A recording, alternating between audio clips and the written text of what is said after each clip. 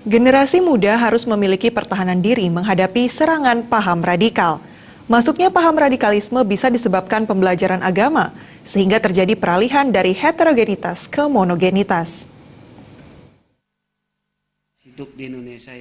Wakil Rektor 1 UNI Ketut Sudha menyatakan kelompok garis keras sudah mulai masuk ke kampus-kampus untuk merusak Persatuan Negara Kesatuan Republik Indonesia. Proses masuknya radikalisme ke dunia kampus dan sekolah saat pembelajaran agama yang diberikan kepada anak-anak. Ketika proses pembelajaran agama yang diberikan di sekolah mengakibatkan terjadi penyaringan. Hal ini menyebabkan terjadi peralihan dari heterogenitas ke monogenitas. Proses pembelajaran agama yang dilakukan secara monogenitas membuat tidak ada ruang bagi anak-anak untuk mengenal pembelajaran agama lain. Sikap fundamentalis muncul ketika anak hanya memiliki wawasan terhadap agama yang hanya dipelajarinya. Hal ini berakibat anak-anak merasa superior terhadap agamanya, sehingga memandang jelek agama lain.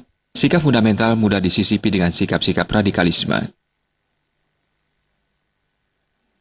Kita melihat realitas hidup di Indonesia yang sangat multikultur, yang sangat pluralisme, saya kira penting pelajaran perbandingan agama itu penting.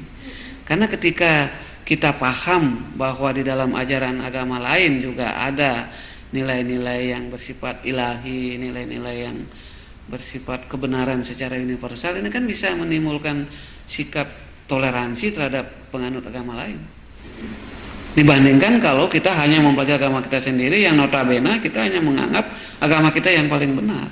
Jadi sikap fundamentalisme bisa muncul dari sistem seperti itu gitu loh. Kalau menurut pikiran saya. Ditambahkan Ketut Sudha, dari realita kehidupan di Indonesia yang multikultural, penting adanya pembelajaran perbandingan agama.